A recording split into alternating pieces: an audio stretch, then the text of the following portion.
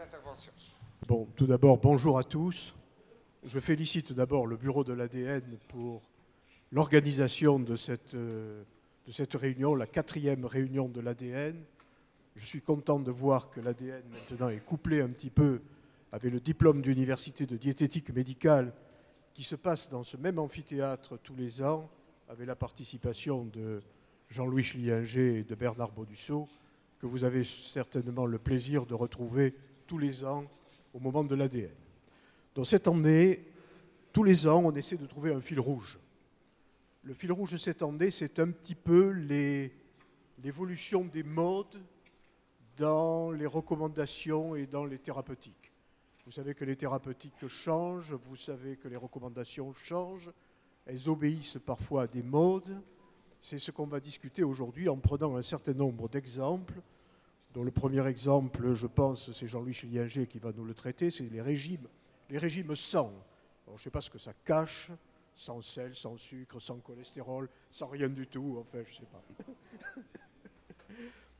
Mais en fait, c'est ce qui m'a donné comme sujet. Je trouve que le sujet est tout à fait passionnant. Bernard Baudusseau parlera, je lui avais demandé de faire l'évolution des normes diagnostiques et des cycles thérapeutiques dans le diabète sucré. Bernard Baudusseau a fait partie de la commission de la SFD qui a défini les nouvelles normes en matière de... Plutôt pas les normes, c'est pas le bon terme. Les nouvelles recommandations en matière de traitement du diabète de type 2, dont je pense qu'il nous fera part peut-être un petit peu, peut-être pas, hein, non, enfin, un petit peu. Moi ensuite, je ne déflore pas le sujet pour l'instant, ça sera l'association de l'insuline basale et des agonistes des récepteurs du GLP-1, un sujet dont on parle beaucoup en matière de prise en charge du diabète sucré de type 2. Et je vais commencer par vous faire une introduction relativement brève pour lancer un petit peu le sujet. En vous prenant un exemple, alors le sujet c'est l'arrêt long et difficile et les modes changent. Alors juste ce schéma que vous retrouverez 2 ou 3 fois au cours de mon exposé. Les modes, les recommandations, les thérapeutiques obéissent à des fluctuations que je vous ai représentées ici en rouge, avec parfois des enthousiasmes subis, avec parfois des désillusions subites. Et ceci, ça peut changer de, je ne dis pas d'un jour à l'autre, mais d'une période à l'autre. Très rapidement, ça peut changer. Un médicament qui est porté au pinacle à un moment donné, le lendemain, il se retrouve au fond du trou parce qu'on a trouvé qu'il avait des effets secondaires, parce qu'il ne plaît plus, etc. Ça, ce sont les modes. Alors, ce qu'il faut faire quand il y a des modes comme ça, avec des pics erratiques ou avec des creux erratiques, c'est essayer de trouver la moyenne, de lisser la courbe. Ce lissage de courbe, il est ici, avec une courbe en pointillé et en bleu, qui permet réellement de voir quelle est l'évolution de recommandations et de thérapeutiques au cours du temps. C'est ça qu'il faut essayer de reconstituer, en sachant de toute manière que toute thérapeutique, que toute prise en charge va évoluer à un moment donné par des pics et des creux. C'est obligatoire. Alors je vais vous prendre un exemple de certaines thérapeutiques du diabète sucré de type 2. Alors, le premier exemple, ça va être l'enthousiasme et les déceptions sur les antidiabétiques oraux. Le deuxième exemple, je pense qu'on n'aura pas le temps de le faire. Le troisième exemple, je le mettrai plutôt dans la partie conclusion, c'est-à-dire à la fin de la séance. Premier exemple, donc l'enthousiasme et les déceptions en matière d'antidiabétiques oraux. L'exemple, je vais vous prendre les biguanides et les sulfonylurées. Alors l'histoire naturelle d'un médicament, c'est ça. Un médicament, on le découvre à un instant donné, et quand on le découvre, et quand on le met sur le marché, en général, il y a une période d'enthousiasme. Les médecins, on leur a dit que ce médicament était extraordinaire, donc ils prescrivent. Il y a une phase d'enthousiasme. Après cette phase d'enthousiasme, il y a parfois des déconvenues et quelques désillusions. Il y a une phase de stabilisation souvent. Parfois, il y a des phases de déception. Et au cours de cette phase de déception, il y a des médicaments qui sont carrément tués complètement et qui disparaissent complètement de la pharmacopée. Et puis, de temps en temps, même quand il y a des exceptions, il y a parfois un regain d'intérêt pour les médicaments, pour certains médicaments, et ensuite une stabilisation finale. Ça, c'est l'évolution à peu près de tous les médicaments. Alors, je vais vous montrer d'abord les biguanides. Les biguanides ont été découverts par les Allemands dans les années 1920-1930. Après, il y a eu une longue phase de silence, pendant laquelle plus personne n'en a parlé.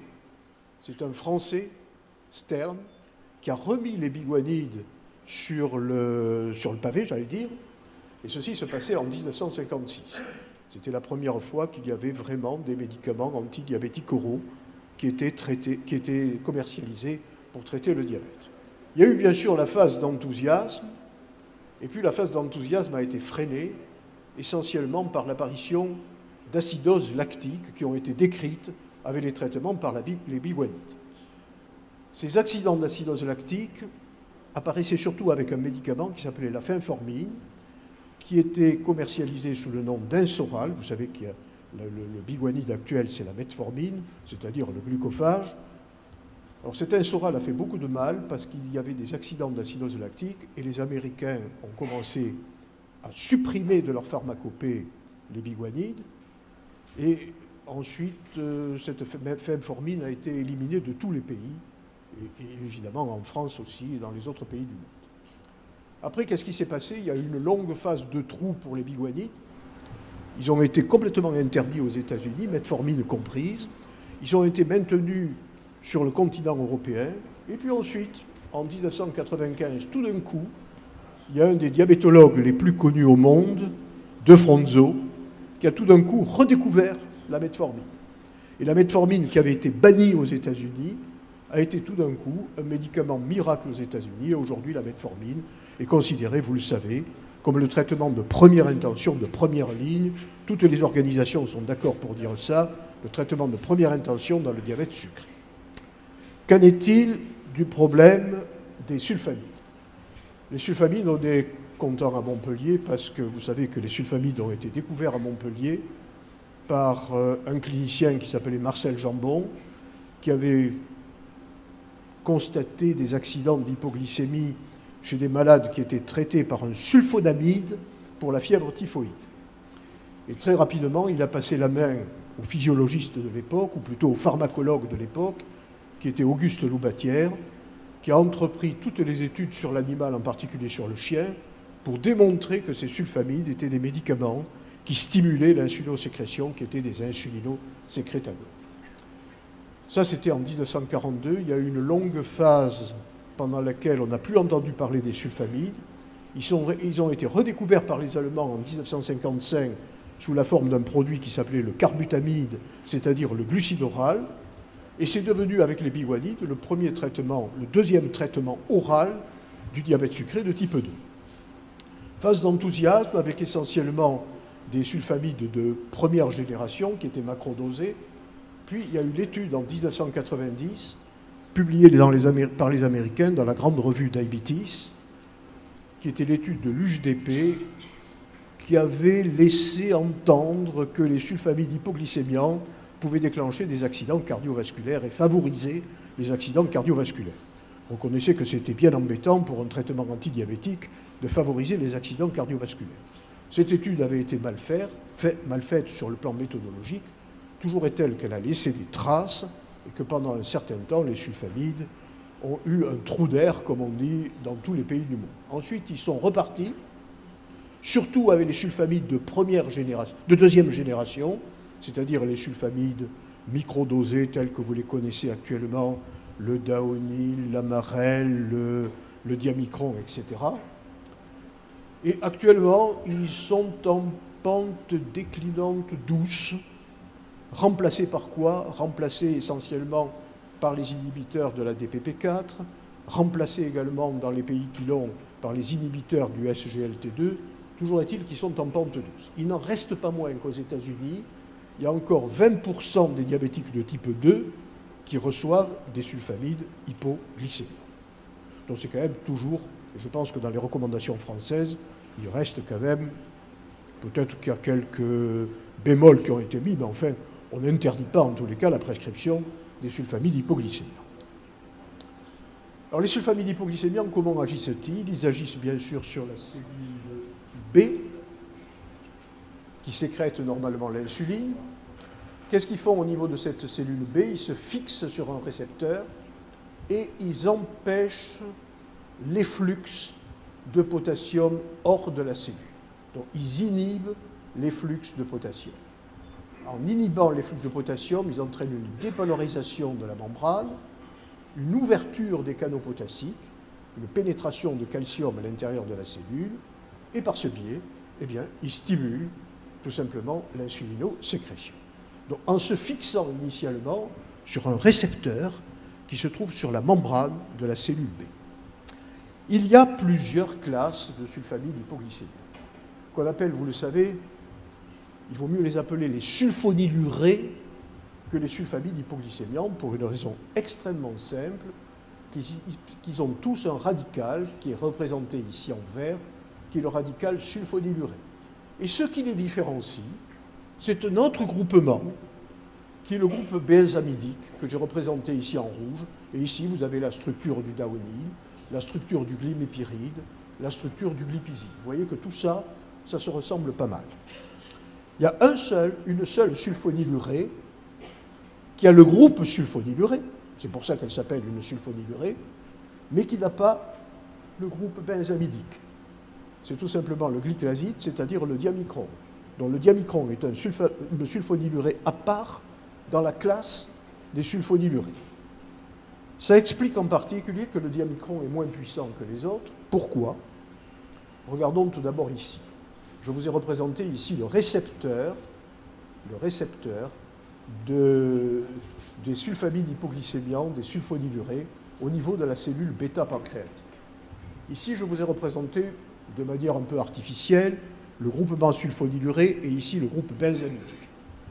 Normalement, une sulfonylurée qui possède les deux groupes va s'accrocher par les deux radicaux. Par contre, si vous prenez maintenant le glyclaside, c'est-à-dire le diamicron, il n'a que le groupe sulfonyluré. Il n'a pas le groupement benzamidique. Donc son accrochage sur le récepteur est beaucoup plus faible et donc son activité est beaucoup plus faible. C'est pour ça qu'il y a certains laboratoires qui disent que le diamicron donne moins d'hypoglycémie que les autres. Il donne moins d'hypoglycémie que les autres parce que tout simplement il est moins fort et parce qu'il s'accroche moins sur le récepteur, sur son récepteur spécifique. On a accusé ensuite, c'est là le début de la polémique, les sulfamides hypoglycémiants de favoriser les accidents cardiovasculaires. Pourquoi? Parce que les sulfamides hypoglycémiants peuvent se fixer sur les récepteurs maintenant cardiaques. Il y a des récepteurs vasculaires et cardiaques, mais ils se fixent uniquement par le radical benzamidique.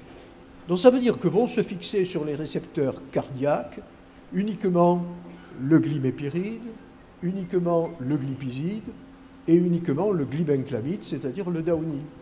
Par contre, le diamicron, qui n'a pas de radical benzamidique, ne va pas se fixer sur les récepteurs cardiaques et sur les récepteurs vasculaires.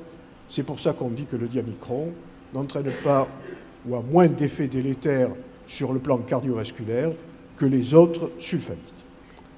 Alors qu'en est-il de tout cela? Les sulfamides ceux qui se fixent très fort, très fort, sur le récepteur de la cellule bêta, c'est-à-dire ceux qui font sécréter le plus d'insuline, ils sont marqués ici, c'est le daonine, c'est le glibénèse et c'est, je ne l'ai pas mis ici, le glimépiride, c'est-à-dire ceux qui sont dans l'ovale qui est cerclé en rouge. Par contre, vous voyez que le diamicron ici fait partie, au contraire, des sulfamides, des sulfonylurées, qui s'accrochent très peu sur le récepteur qui se trouve au niveau de la cellule bêta. Donc voilà le point actuellement sur l'action de ces sulfamides. Qu'en est-il maintenant dans la comparaison de ces différents médicaments? Nous sommes toujours dans la polémique. Alors, si on regarde les sulfonylurées, en termes d'efficacité, quand vous le prescrivez à un malade, c'est le médicament antidiabétique oral qui est le plus puissant avec la metformine.